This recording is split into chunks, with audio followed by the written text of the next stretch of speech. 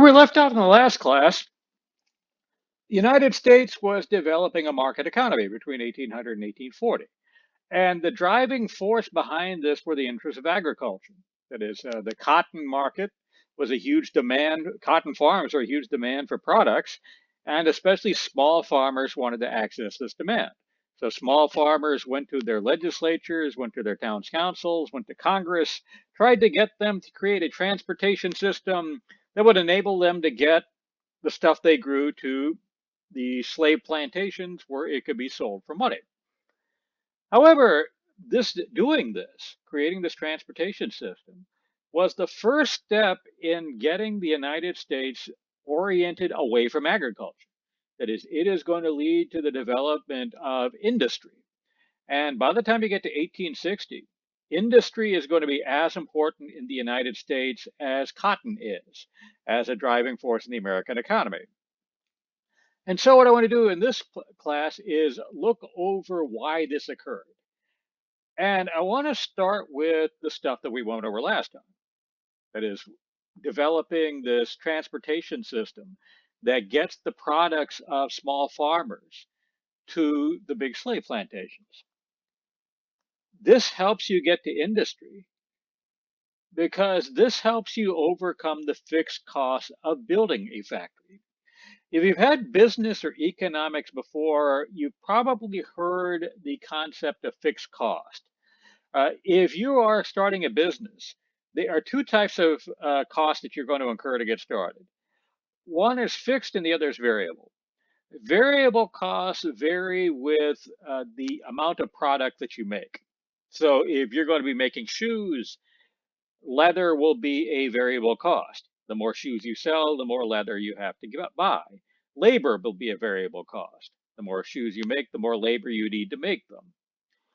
However, there are some costs that are not going to change according to how much product you make. Those costs are fixed.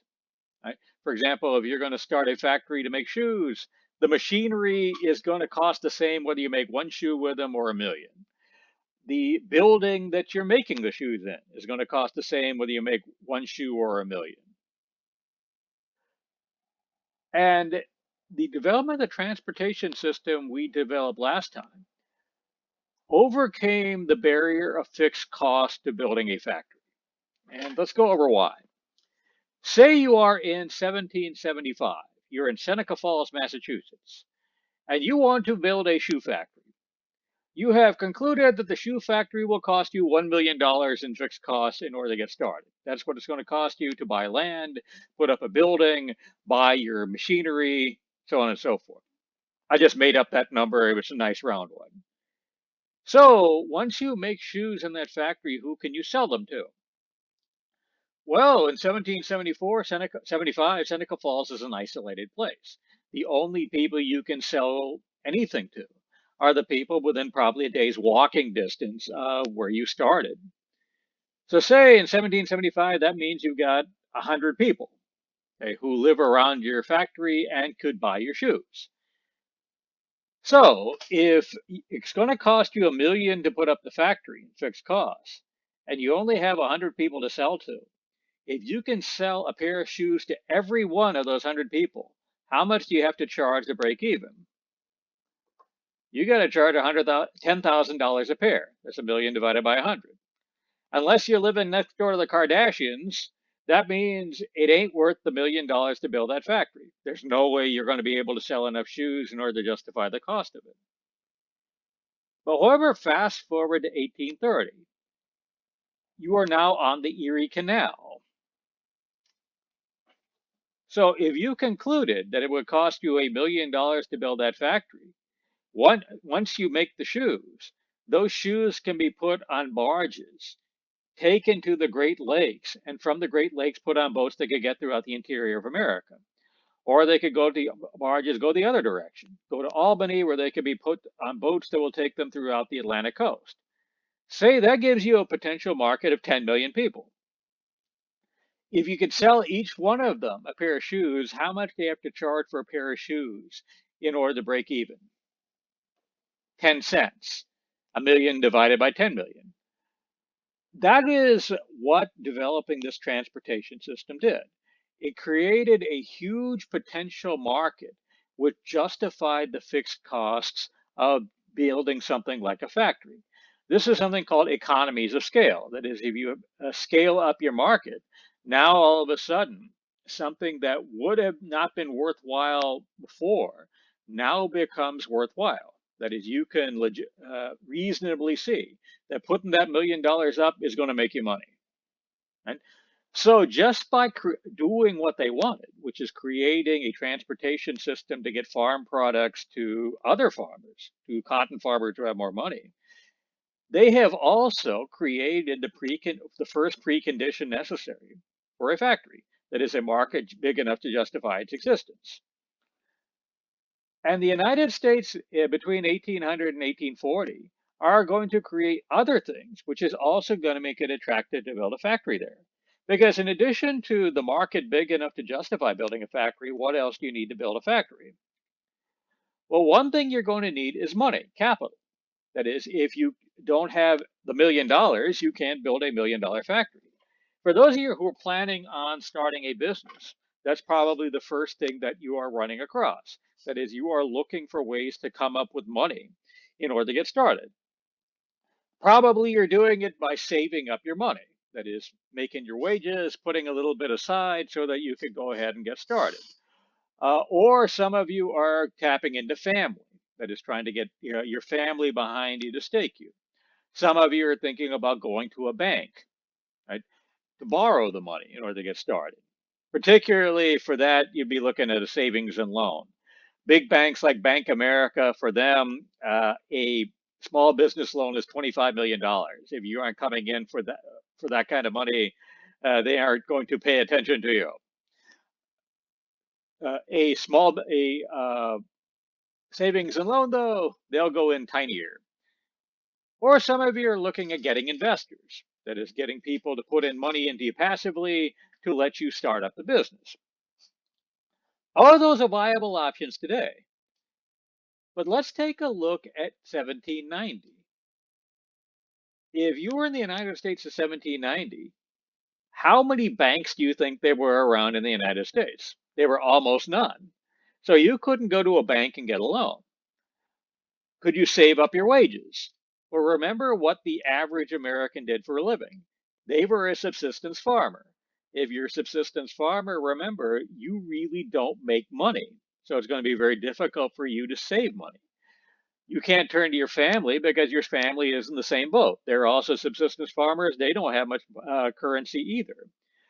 There aren't huge pools of investors around looking to with money sitting around looking to build a business.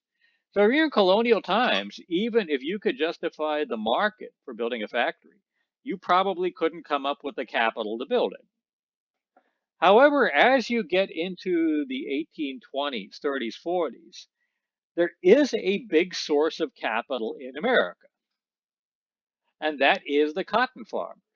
Because remember, those cotton farmers have a huge market in Europe, particularly in England, where they are selling cotton. They are selling it for money. And remember, they have money to buy pretty much anything. So if you're a cotton farmer, you're sitting around with a lot of money. If you want to build a factory, you could take money out of your pocket and build it. However, you wouldn't do that because remember, you are a specialist. As a cotton farmer, you specialize in producing cotton and you sell it for money. Selling cotton is the best investment in America. You get an 8% return per year. So if you take your $1 million and build a shoe factory, what are you not putting that money into? You're not putting it into cotton, buying land and slaves. That will get you the 8% per year, right? And that was something that required a lot of money. That is, since cotton made so much money, everything that produced cotton cost a lot of money. The price of slaves went up throughout the period before 1860. The total value of slaves went up. By the time you get to 1860, the slaves of the United States, if you put them all together and bought them all, would have amounted to about $3.5 billion. At that time, the entire per capita income of the United States in 1860 was $4 billion. Right? Slaves were a majority of the total assets of the southern states. Right? So if you're a cotton farmer and you are making money selling cotton, you're going to put that money back into cotton. And this is normally the end for most places. For example, if any of you have any relatives that work in the oil industry, if you ask them about the places that make the oil, like Kazakhstan or Saudi Arabia, those are some backwards ass places. That is, they make lots of money selling oil, but the oil doesn't really seem to go into anything else. And this is because if you are in Kazakhstan, if you put your money into oil, you know you can make more money. If you are somebody looking for a job, you're going to specialize in the oil industry because you know they have money. So you wind up not sending in capital to anything else. You wind up with oil wells and dirt roads. However, in the United States, it didn't work out that way. In the United States, it didn't work out that way because America had something that a place like Kazakhstan didn't, right? And that was a domestic financing industry. Right? If you're in Kazakhstan and you're drilling oil or Saudi Arabia or something like that, you have to, right, sell that oil. If you are one of these slave owners in the American South, you have to sell cotton. Where you're going to be selling that cotton is going to be in Europe, particularly in England. Right? So you're going to have to take your cotton out of the ground, put it on a boat, and then send the boat to Britain or to the rest of Europe. And while that cotton is in the boat, it has to be insured because after all, if that boat sinks, you're out your entire income for the year. And you don't get paid until the cotton gets to the factory in London, right? All your bills, however, come up before. So while you're waiting for your payment, you've got to finance all of your operations. So the cotton plantations have a huge demand for financial services and for shipping. If you are owning an oil field in Kazakhstan, it's the same thing. The oil isn't worth anything until it gets to a refinery somewhere. And before it does, it has to be transported, it has to be marketed. You're going to need insurance all the way. You're going to need basically loans in order to keep you going while you're waiting for your money to come in order to manage your cash flow. If you're in Kazakhstan, you get all that stuff from Europe or America. That is, the oil companies are going to go to Swiss banks. They're going to go to American banks, okay, to English banks. They're going to go to transport services around the world in order to be able to give them all the stuff they need, right? If you have relatives that work in the industry, in the oil industry, that's what they do. But in the American South, it's going to be a different story. That is, put yourself in the position of one of those plantation owners. You need to ship your cotton to Europe. So you could go out there, buy a boat, and ship it yourself. You need insurance. So you got a lot of money, you could insure yourself. You could save up your money to handle all your expenses while you're waiting for your next crop to come in. But if you're putting your money and your time into all those things, what are you not putting your time and money into? You're not putting it into producing cotton. And remember, producing cotton is the best investment in America. So what you would rather do is you would rather treat those financial services and that shipping just like you treat everything else. That is, you'll specialize in producing cotton, and then you'll buy all those financial services and that shipping from somebody else. That's what Kazakhstan does today. Kazakhstan today will buy that from Europeans or from Americans. If you're an American Southerner, you had another option, though. You had the New England states in America. Because remember, in colonial times, those New England states specialized in shipping. They carried cargoes around the world. So they knew how to operate ships. Also, by carrying cargoes around the world, they got to learn how to do financial services. That is, they learned how to do insurance, how to run actuarial tables. They learned how to run banks, how to finance cargoes when they're buying them and selling them. So if you are one of those cotton plantation owners, rather than learning how to operate a ship, how to putting a lot of time and money into learning how to do all that stuff, you just buy it from New England, which means that some of the capital that is being accumulated from selling all this cotton is recycling its way into the American economy in New England. So now a lot of New England shippers are sitting on top of a lot of capital. They find there's only a limited amount of ships you can buy, right, and run cargoes. The amount of money you can put into cotton is almost unlimited because you're always going to need more land, you're always going to need more slaves, and that's always going to cost you a lot of money. Banking is a different story, though. Shipping is a different story. Once you've made enough ships, then you don't need any more.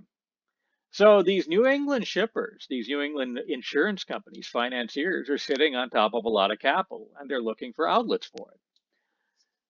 And these guys travel extensively to Europe, so they know what's going on in places like England, and they've seen the Industrial Revolution in action. So what that means is, by the time you get to the 1800s, these New England shippers have money available to invest in something like a factory. They have traveled enough in Europe that they know that building a factory is worthwhile. And they can see the opportunities as the transportation network in America becomes more elaborate. So those New England shippers and financiers that are indirectly going to send cotton money into the development of factories. Right? Maybe they're the investors who build them themselves, or they loan out money to the people who are going to build them. Right? So what that means is the United States of the early 1800s has a market big enough to justify building factories and has enough capital in order to do it. And for those of you who've ever traveled abroad, like if any of you have ever done missionary work in a place like Africa or the Middle East or Latin America, you know how hard it is if you've ever like dealt with economic work down there to get capital. That is, it's very difficult to get things like loans. In America of the early 1800s, it was a lot easier than even in Africa today. So if you are looking to build a factory, America can provide you the market to justify the building it. America can provide the capital to build it. And America could also provide you energy to run it. That is, if you got a lot of machinery, you need to have energy to do work, right? And in the late 1700s, early 1800s, there are two ways that you could provide that kind of energy. One is water, the other is steam. That is, in the late 1700s, the typical way you would power a factory is with a water wheel. That's what you're looking at here. This is one of the earliest cloth manufacturing facilities in America. It was built in Waltham, Massachusetts. This is a power plant. That is, here is a rapidly moving stream, and within this house over here is a water wheel. So when the water flowed past the wheel, it turned the wheel. The wheel was connected to a drive shaft. The drive shaft was connected to gears in the factory, and that powered the machinery. Right? In England, you saw the Industrial Revolution basically started with these type of water wheels. And one of those water wheels could produce about 15 horsepower worth of power. 15 horsepower is probably what a good drill gives you today. A good lawnmower would go 3 to 4 times that. But it shows you how little you actually needed to get started with the Industrial Revolution. A horse only produced 6 horsepower, so 15 horsepower was unprecedented at this time. As you get to the 1840s, though, steam has gotten advanced enough that it is overcoming water. That is, the first steam engines were about as powerful as a water wheel. They could produce about 15 horsepower. By the time you get to 1840, though, steam could produce about 40 horsepower.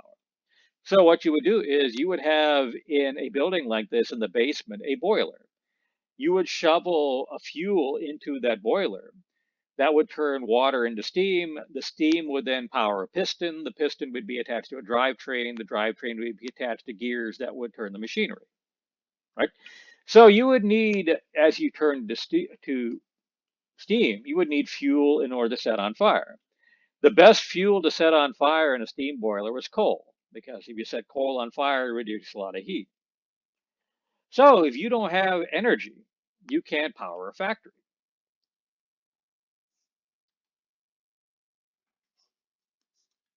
By coincidence, if you went into the United States of the late 1700s, the New England states have a very unusual geography.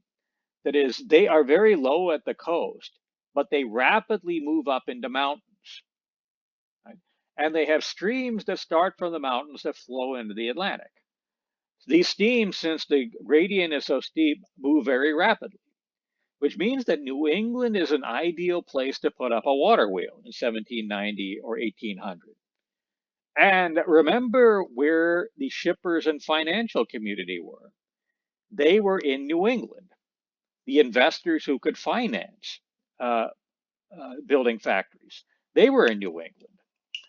So, by a coincidence, there was a ready, cheap, ready energy source right where the money was that was looking to build factories. So New England from about 1800 to about the 1820s and 30s became the center of American manufacturing. Every little place where you had rapidly moving water, every stream that was flowing towards the Atlantic wound up with a factory on it, a cotton mill that would take raw cotton and turn it into cloth. By 1840, though, water is becoming obsolete and is being replaced by coal. And one of the best sources of coal in the world happens to be Western Pennsylvania. And that is, there you have hard coal, anthracite, that produces a lot of heat. So what you saw after 1840 was American industry start shifting from New England towards Pennsylvania, and Pennsylvania became the center of American industry for the next 100 years. Right. So if you look at the United States of the early 1800s, they have a market big enough to justify building factories. They have capital to build them. They have energy to power them. And they got a legal system that would justify the taking the risk of building them, right? And let us go into what I mean by that. Because you don't really think of law when you think of something like, say, manufacturing, right? You think of those as two separate things. You don't go to law school to run a factory. But as look at it from the perspective of somebody who's trying to come up with money to build a factory. You're going to have to come up with a lot of money for fixed costs up front before you start selling any products, which means you're taking a huge risk. If that factory doesn't work out, you'll never recoup those fixed costs. You'll die in bankruptcy. So say you are it is 1780. You live in Connecticut, right? And you want to start up a factory to make machinery. And you want to sell that machine to a slave owner in South Carolina. So you cut a deal with him. He agrees to a price to buy that your machine. So you go in and you make the machine. You put it in a boat. You take it down to South Carolina. And once you get to South Carolina, he says, "Screw you." Right? That is, he isn't going to pay you what he promised. However, he will pay you half as much. So if you're that guy who made the machine, what can you do? Right? Well, you could take him to court because, after all, you have a contract. So you sue him. But the lawsuit would be heard in South Carolina, where the guy you're selling to is prominent. He is locally powerful. He controls the local government of where he is. The judge is a friend of his. The jury are going to be people who are dependent on him. So, what are your odds as the person from Connecticut to get a fair shake from that jury? Right? That is, since it is not 100%, you would be very reluctant to do business with somebody who is outside of your jurisdiction. So if you want to take the risk of building a factory to take advantage of this big market that's being created by all these transportation improvements that are going on in the 1790s and early 1800s, you would want a legal system that would tell you if you take your whatever you make from your factory to another state, to another county, that you're going to get paid. And the United States in 1787 is going to create such a legal system. They do it by writing the United States Constitution. The United States Constitution, among other things, says that states have to honor each other's legal decisions, right? And that a person in one state has a right to do a business in another state. And that if you have a person from one state who has a contract with a person from another state, that any dispute over that won't be decided by a state court. It can be decided by a federal court. So if you're in Connecticut, even if your client is politically powerful in South Carolina, you can always take him to federal court. You will get a fair shake. You will get paid. So by creating a national legal market, right, one where states can't interfere with each other's trades by putting in restrictions, by putting in tariffs or something that crosses a state border, one where you can go to another state and know you'll get legal protection, is something that is going to be important in getting you to take the risk of building the factory in the first place. But also, the law is going to be changing in another way, which is going to encourage people to take risks. And that is going to be in its focus. Right? The law of colonial times in early modern Europe of the Middle Ages was a legal system that emphasized public morality. The law, however, since the 1800s is going to be a legal system that emphasizes contracts. And the two of those are not the same thing. And let me give you a quick example in order to show you what I mean. Say you want to buy a loaf of bread.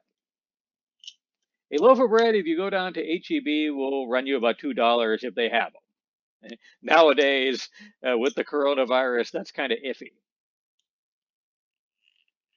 right? So say you are in 1775. You go to your local baker to buy a loaf of bread, right? What would happen to you if the baker decided to charge more for bread? Right, let's start it from today's time. Say you go down to HEB and HEB decides, no, we're not going to sell bread for $2 anymore. We're going to sell it for $3. Right? What are your options at that point? Well, you could go to another store. Right? You could start making your own bread. You could buy tortillas. But if you were in 1775, if you thought the baker was charging you too much for bread, you could take him to court. That is, you could sue him. And if a judge agreed with you that the baker was charging an unfair price for a loaf of bread, the court would order the baker to lower his prices. Right? Why would a court do that in 1775? Well, a court in 1775 or 1700 or 1500 is going to assume that it exists in a world where people are not equal, where some people are better than others, some people are more powerful than others. That is the reality of a patriarchal society, where you have a society dominated by powerful father figures. You, as a little person, owe them your obedience, but they also owe you, as a result, protection. Right?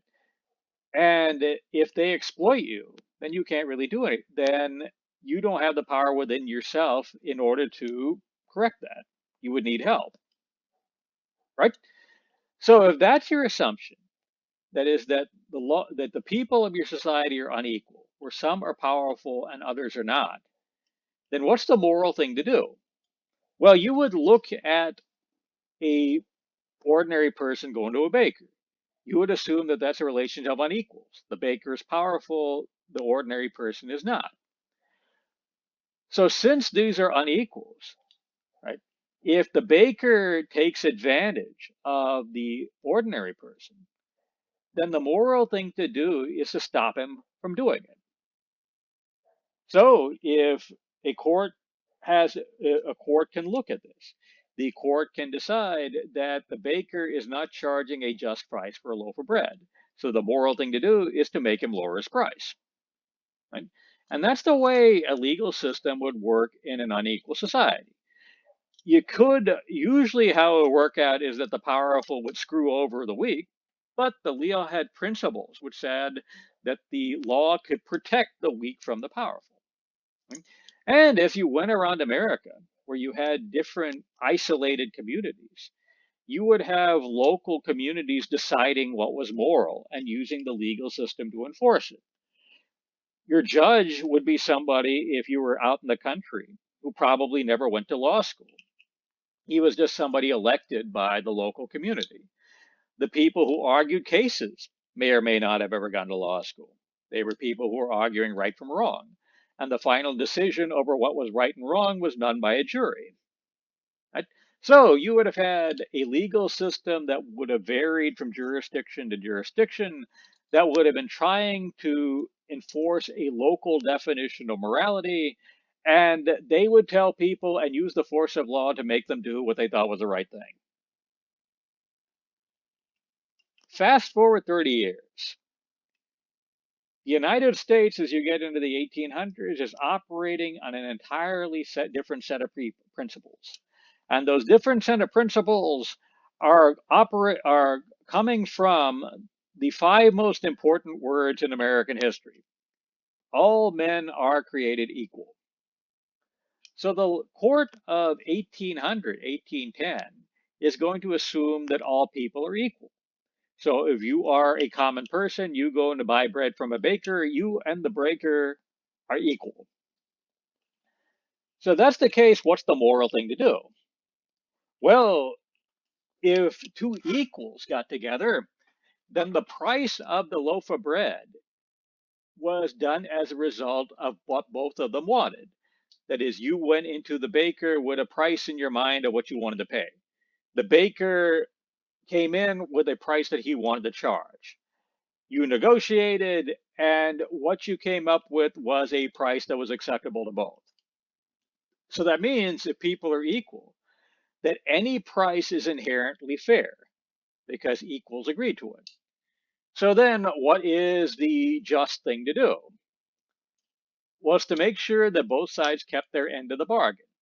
Because after all, if I'm the baker and you agreed to buy a loaf of bread for me for $2, I went out and baked that loaf of bread. If you come back in the afternoon and decide, nah, I don't want to pay $2, then I'm screwed because I already put everything into making that bread. Or the other way around. If you came to me, the baker, and said, we agreed that you'd come back in the afternoon and give me $2 for loaf of bread. If you come back in the afternoon and I say, nah, the bread's now $3, then you were screwed because you passed up on opportunities to make bread. So the legal system in a society of equals is going to say that what the law should do is make sure that everybody keeps their promises, keeps their ends of the bargain, make sure the contracts are honored, right? Which means that contracts are also going to be uniform. Rather than each individual community deciding what is just, what is fair, you're going to see a deal as a deal decided as fair, which means you're going to have a uniformity of law that is going to go throughout the entire country. Right? Each individual jurisdiction isn't going to have kind of a different definition of right and wrong anymore. The individual people might, but the law won't look at that. The law will only look at the contract. Right? And this is something that is very important in setting up something as expensive as a factory. Because remember, if you're going to start up a factory, you've got to put a lot of money up front and you have huge fixed costs. So if you're putting a lot of money up front, are you going to take that risk if you don't know you could get money back? For example, say you decided you wanted to put $4 billion into building an oil refinery. Would you put that $4 billion in if you knew that your customers could go to court if they thought the price of gasoline was too high? That is, if you put your $4 billion, the price of gasoline was $2 a gallon. If the price of oil went up and you increased the price of gasoline to $4 a gallon, then your customers could take you to court and make you change it, put it back to two. If you're paying more for oil, then that means you're going to go broke. You're going to lose your factory. So if you knew that could happen, would you have put that $4 billion into building a oil refinery in the first place? Probably not. By having, however, the idea that a deal is a deal, that contracts are going to be honored, and that's what the law is going to be about, this is a mentality that encourages risk taking. So by having this type of a legal system, right, you are creating a precondition where somebody with money can justify putting it into a factory. You say there's a market big enough that's going to justify the cost, and I know that if I sell stuff to that market, I know I'm going to get paid because the law is going to back that up. Right? So this legal system has a lot of utility to it. However, it also comes with a cost. The cost is this new legal system is assuming that all people are equals. This isn't necessarily true, right? And so by assuming that in the 19th century, this made a legal system that could be very harsh on the weak. And let me give you an example for that. If you were in America in 1760 and you were working for an employer, say I'm a master carpenter and you're my apprentice.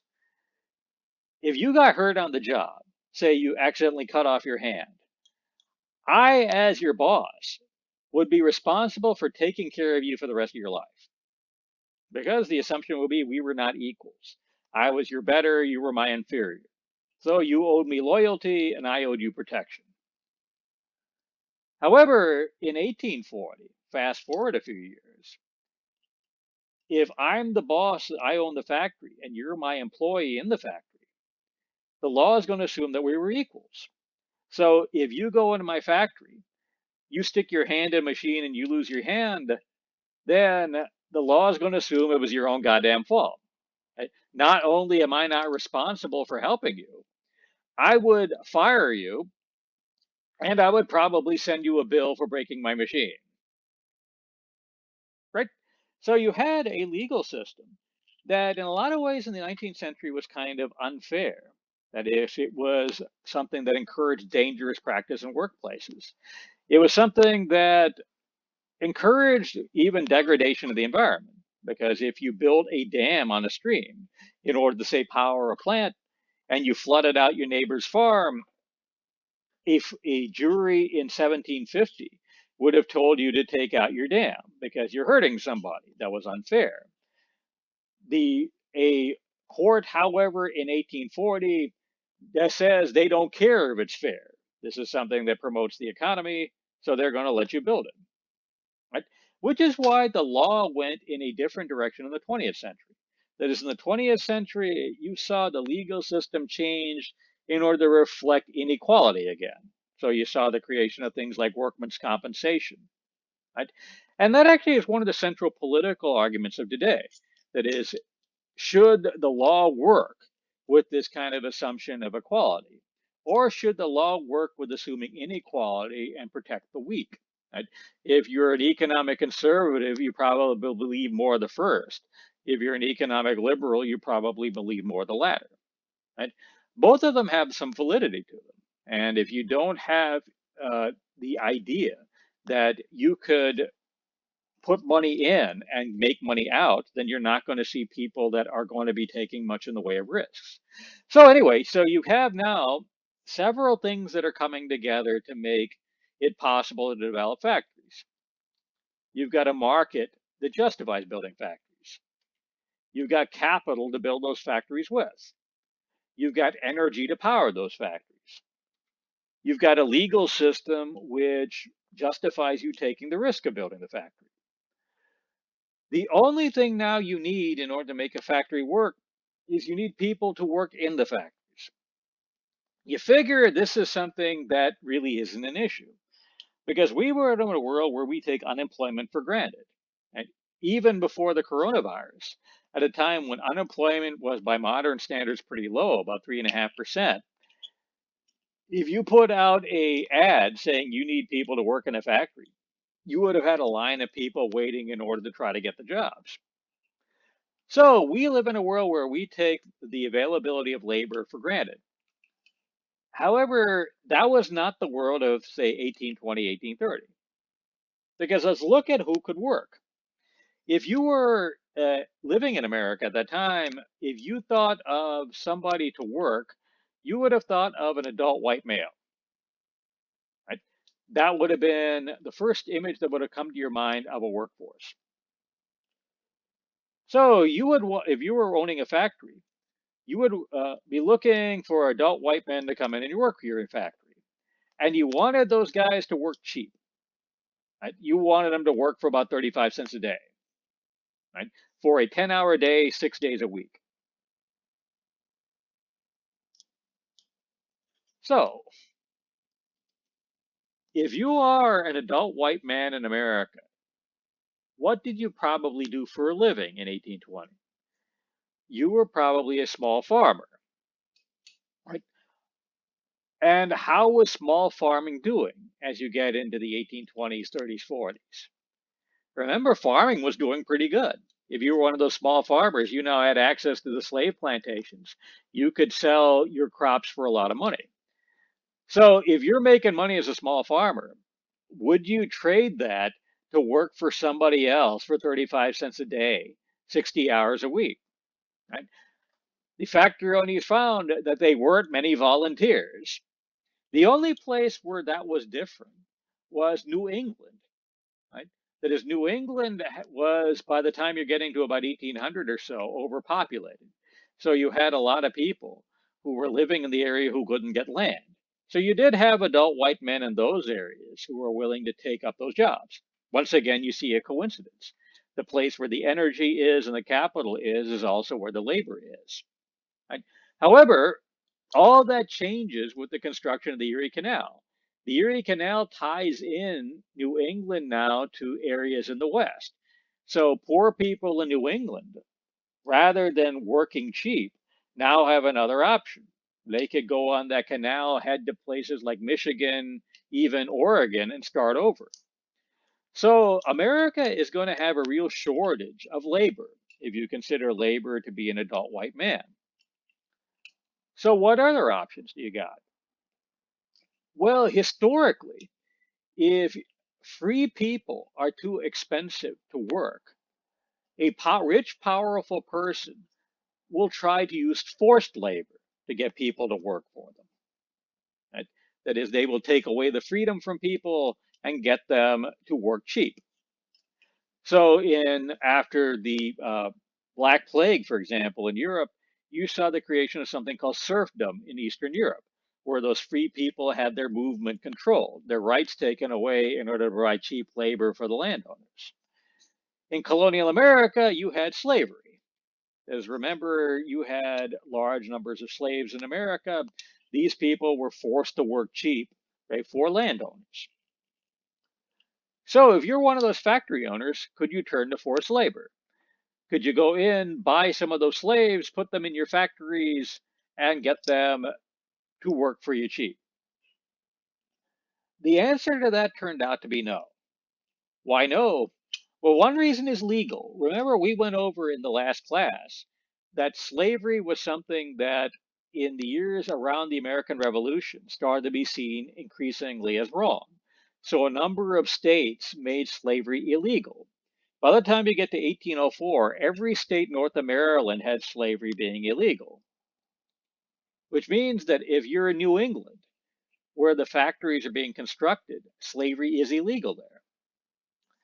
Maybe you could get around that by getting the legislature to change the law. That is, bring a steamer trunk full of money down there, get them to see your point of view. But even if you can accomplish that, you have a second problem. The second problem is that in 1807, the US Congress made the future importation of slaves illegal. They did this because the Constitution put in a 20-year limit where they couldn't deal, where the importation of slaves had to be legal. But then in 1807, that expired. So Congress took the opportunity to make the importation of slaves illegal. So what that means is the United States is only going to have a fixed amount of slaves, the slaves that are already here and more slaves that are going to be born. So if you are a New England factory owner, even if you can get slavery made legal in New England again, you're going to be competing for those slaves with cotton producers. And remember, cotton producers are the best investments in America. They get an 8% return on investment per year. So who's going to get the slaves? Who's going to win the bidding war? Right? It'll probably be the cotton producers. Maybe then you could get around that by going to Congress and getting them to allow the importation of slaves again. If you've got enough money, maybe you can accomplish that. But even if you could get slaves into New England, you're going to find that they're going to be a solution that isn't going to work. Right? And the reason why has to do with incentives. Right? Because let's take a look at a factory like this. The factories are going to be full of rapidly moving machines, stuff like sewing machines. For those of you who ever worked a sewing machine, you know that sewing machines are pretty delicate instruments. If you look at one wrong, you could break it. Like it's really easy to break a needle or get a bobbin loose or something like that. So put yourself in the position of a slave working a sewing machine. Okay? What does it mean to you if the machine in front of you breaks? Okay? They can't fire you because, after all, you don't want to be there anyway. You're a slave. They could punish you, but these machines say break so often on their own, right? Why should they bother? Since they own you, they have to keep providing you with food and shelter anyway. So that means if your machine breaks, all it really means to you is you get a few minutes off. This gives you every incentive in the world to make sure that the machine in front of you is going to break. Right? And this is the built-in problem of using forced labor in a factory. In an agricultural world, you could get away with it because agriculture is harder to mess with. In a factory where machines move pretty rapidly, they are really easy to break. Right? And everybody who ever tried to use forced labor in a factory found that out. Right? There is even a word in the English language for that. It comes from France. In France in the 1700s, investors were starting to make shoe factories. Local artisans didn't want the competition.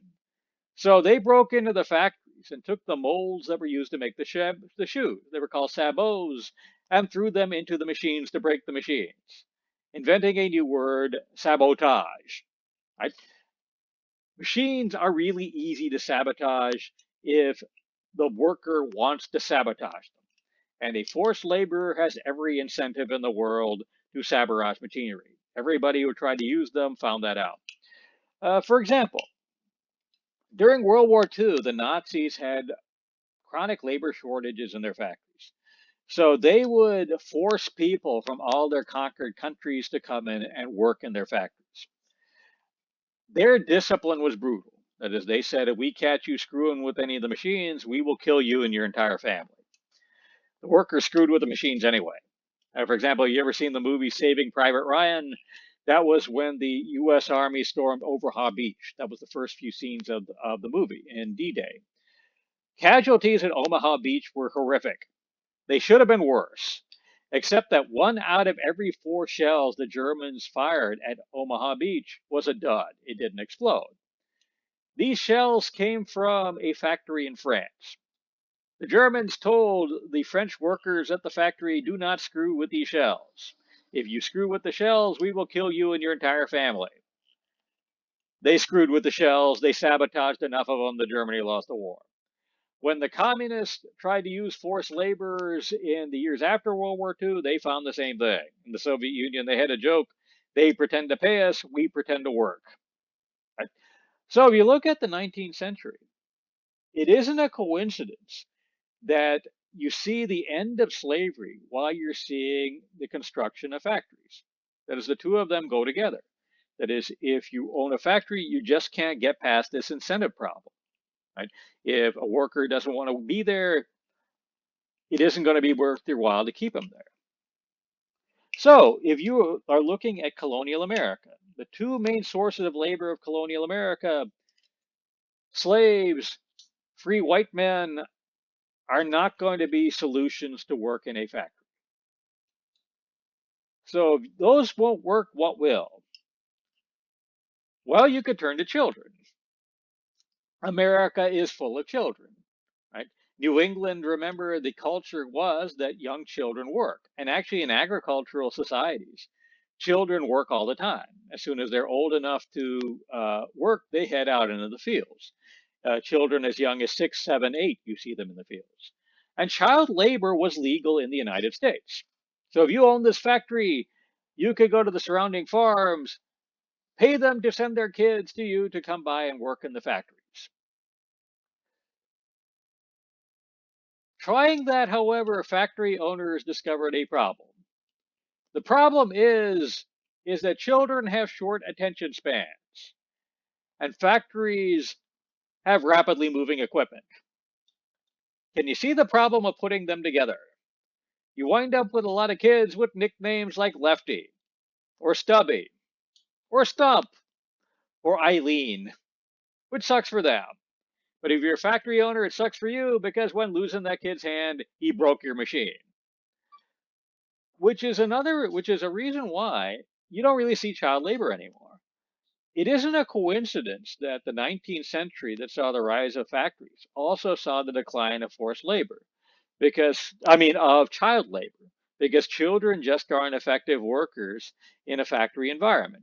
You can see them doing simple work in stuff like textile factories. You still see that in places like Vietnam today. But the more elaborate the factory work got, the faster it got, the more complicated it got, the greater amount of physical strength it required, the more a child couldn't do it. So we've looked into what colonial America had to offer: white men, slaves, children. None of them were really effective in a factory. So what's left? Half the population.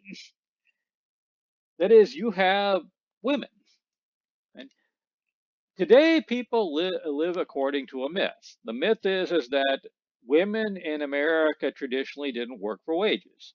That it wasn't until the 1960s when women burned bras and got jobs that you saw women working for wages in businesses. This isn't true. Married women traditionally didn't work for wages in America. Single women, however, did. And actually, in colonial America, this one's considered to be a stage of life. They called it girlhood. That is, if you were on a farm, say in New England in 1750, your daughters would traditionally leave the home and go work for somebody else. They would be domestic servants, they would be maids, they would be laundresses. Right? They could work in the fields. They would get paid for this. They would give you part of the money as their parents, and they would keep the rest of it for savings. They would then use those savings in order to pay for their wedding and in order to provide a down payment for the starting of their new life once they got married. Okay? So you have a tradition, especially in New England, of young women working, women between the ages of 15 and 25 working before they got married. So if you're a factory, this is an opportunity. That is, you could go to those farms and get those women and come by to work for you. However, there was a stumbling block for you to take advantage of this. The stumbling block was the idea that women could not take care of themselves. So if you are a woman in colonial times, you could not go and get an apartment and live alone. The only women who lived alone were prostitutes. Right? So unless your family lived near walking distance of the factory, you couldn't go to that factory and get a job. Right? So you have a countryside full of women who are looking for factory work, looking at that 35 cents a day as better wages than being a maid. You have factory owners who want to hire them, but you have no way to bring them together. How they finally accomplished that was developed by a businessman in Massachusetts named Francis Cabot Lowell.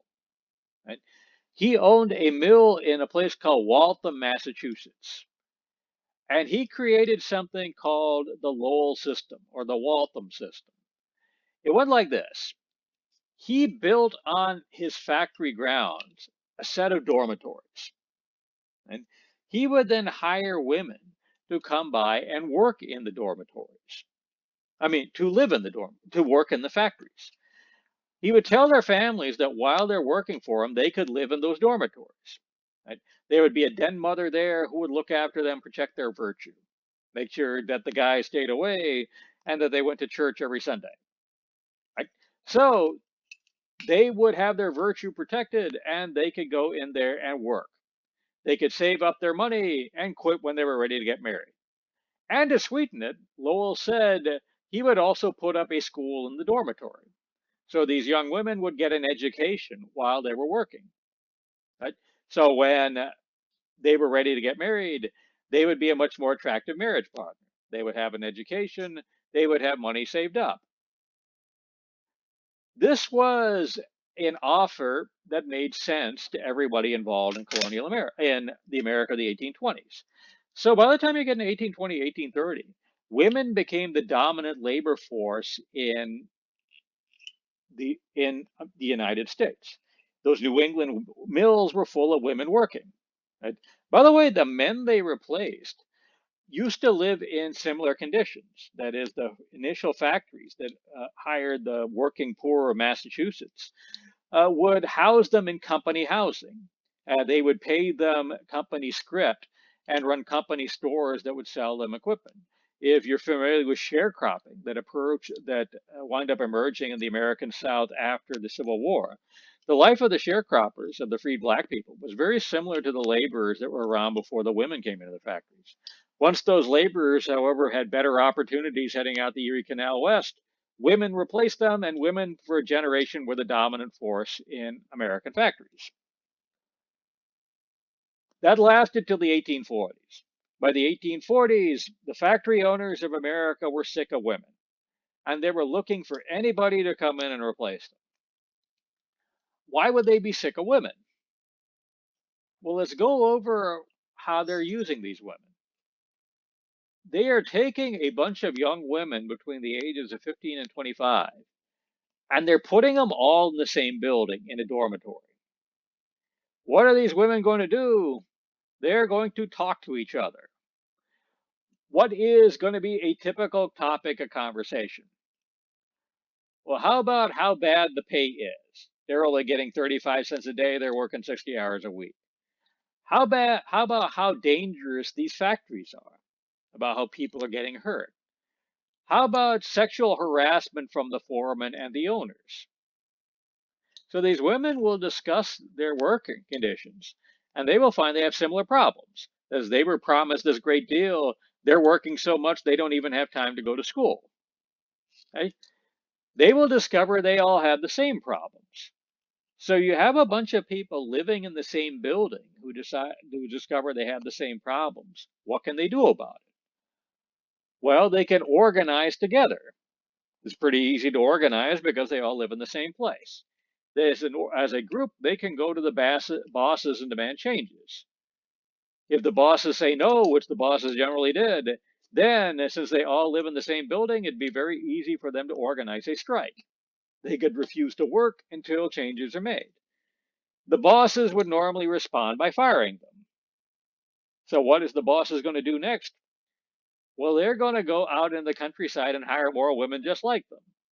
Those women will come into the same dormitories. They will find they has the same problems. They will organize, they will strike, they will get fired. The bosses will then go into the countryside, hire more women. Those women will come into the same dormitories. They will discover they have the same problems. They will organize, they will strike, they will get fired. 3, 4 rounds of this, and the bosses of America are sick of women. They will want somebody to come into these factories, take their 35 cents a day, and shut the hell up.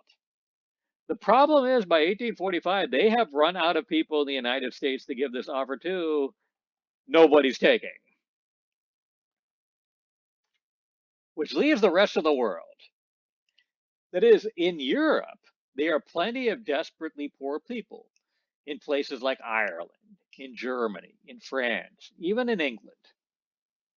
These desperately poor people are looking for anything that will keep them alive. For them, 35 cents a day sounds like a good deal. Right? So you have factories in America who are looking for cheap labor.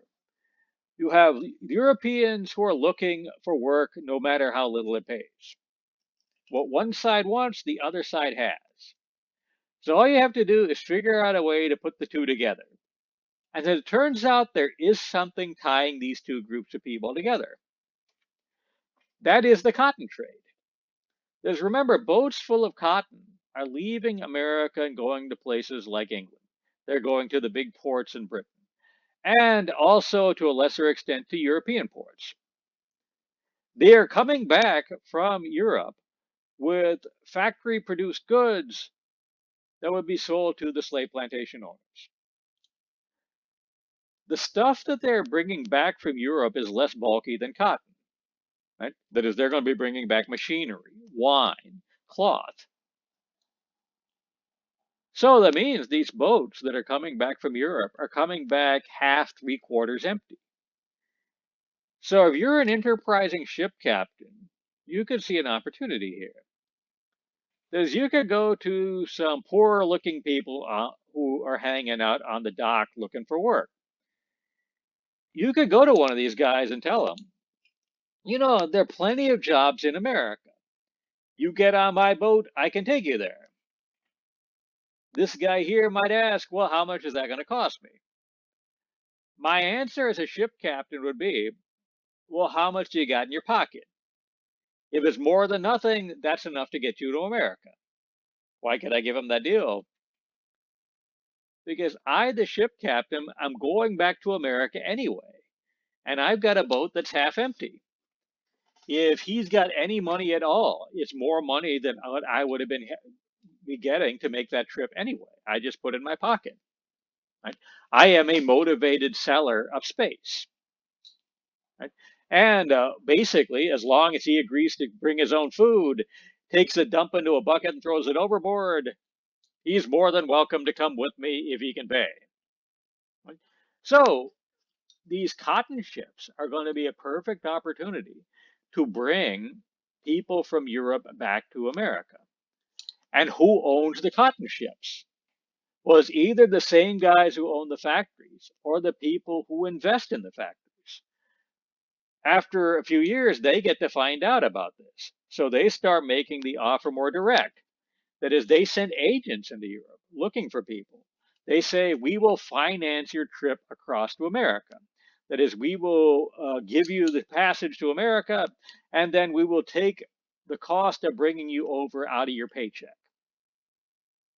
Right? By the 1840s, this is bringing large amounts of people over. Right? By the middle of the 1840s, Europeans have displaced women as the major force in American factories, the major workforce. By 1850, 1 out of every 7 people in America was born someplace else, one of the heaviest percentage of immigrants in American history. Right? And immigrants would be the dominant workforce in America for the next really 100 years. So what does that mean? Well, by the time you get into the 1840s, that means you have everything you need to build a factory. You have a market that justifies building a factory. You have money to build the factory with. You have energy to power the factories. You have people to work in the factories. You have a legal system that justifies all the risks you're taking. And so you're going to see industry explode in America. Right? By the 1840s, industry is going to be a major force in American society. By 1850, industry is starting to become an equal force to cotton in the American economy. By 1860, Okay, industry is actually going to start displacing cotton. It's going to become the most important force in American history, in the American economy. Right? And that's going to be true really until you get into about the 1960s or 70s, so when those factories start shifting over to Asia as part of the modern process of globalization. And also, this shows you another thing. It shows you how important slavery was to the development of modern America. Because how many things that went into the development of industry came directly or indirectly out of slavery? Slavery was what provided the initial market on the cotton plantations for products that got the ball rolling. Slavery was the indirect source of the money which generated, okay, the development of the American economy. And slavery was what provided the shipping to bring over workers for the American factories, those cotton boats. Right? By the way, if you're into genealogy, if you trace your family back to Europe, one place to look to try to pick them up in Europe are the major cotton ports. If your family came from Britain, you could look at big ports like Liverpool or Southampton. If your family came from Northern Europe, check the big cotton port at Le Havre or from Bremen. Right? So you put all this together, you're getting a economy, although where slavery was kind of the catalyst, the thing that got the ball rolling, that winds up generating a powerful industrial economy. Right? And the two of them were not necessarily in conflict with each other. Actually, the existence of one helped generate the other. Right? And we'll pick up on that as we get into, okay, especially as we get closer to the Civil War. We'll see how the development of both are going to have a very contemplated interplay with each other. But anyway, with that, that is what I wanted to deal with the radical change of the American economy. And I'll put up another class on a different subject in the near future.